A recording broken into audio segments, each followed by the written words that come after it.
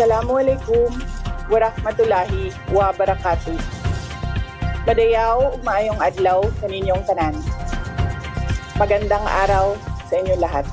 Proverbs 19 verse 21 states, "Many are the plans in a person's heart, but it is the Lord's purpose that prevails."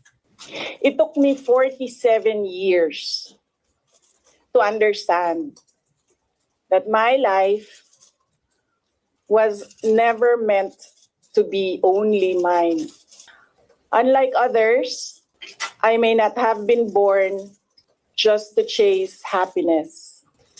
For a long time, I questioned the weight of responsibility to my family, to my country, to everyone who called on me.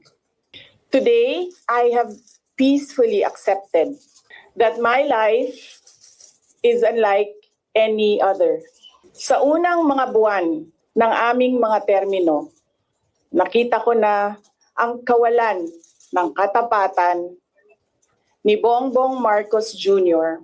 sa mga pangakong binitawan noong kampanya, pati na sa kanyang sinumpaang tungkulin para sa bayan.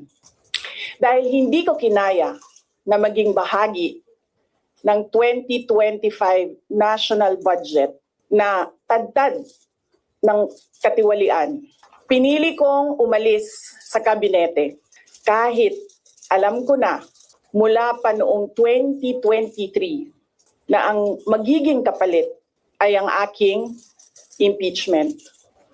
Mga kababayan, humihingi ako ng paumanhin, patawad kung tinulungan ko mahalal si BBM bilang Pangulo ng ating bansa. Patawad kung hanggang ngayon ay marami pa ring Pilipino ang nalulunod sa baha ng dahil sa malawakang korupsyon. Patawad kung lantaran ang pang-aabuso ng ating mga institusyon para sa pansariling interes ng mga politiko. Patawad kung patuloy ang pagtaas ng presyo ng mga pangunahing bilihin habang nananatiling kapos ang kita ng bawat pamilya. Patawad kung wala man lang tayong tunay na seguridad sa pagkain.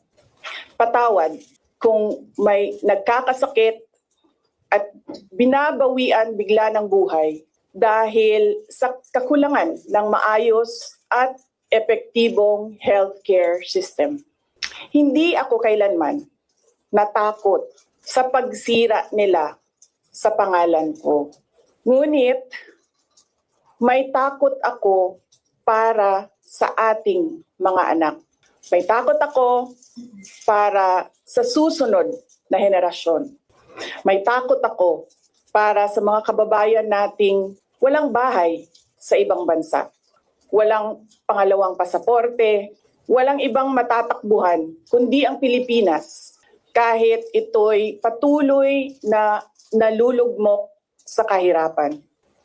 Na ako'y kahadlok nga moabot ang adlaw na dawaton na lang nato ang kapobrehon isip kapalaran. Nga maanad na ta sa sayop, nga mawad-an na lang ta og paglaom. Ug labaw sa tanan na ako'y kahadlok nga moabot ang adlaw nga wala na tay Pilipinas nga ikahatag sa atong mga anak. I cannot kneel before each and every Filipino to beg for forgiveness. Instead, I offer my life, my strength, and my future in the service of our nation. Mga kababayan, ibalik natin ang tapang at malasakit para sa Diyos, sa bayan, at para sa bawat pamilyang Pilipino. Ako si Sara Duterte. tatakbo bilang Pangulo ng Pilipinas. Shukran.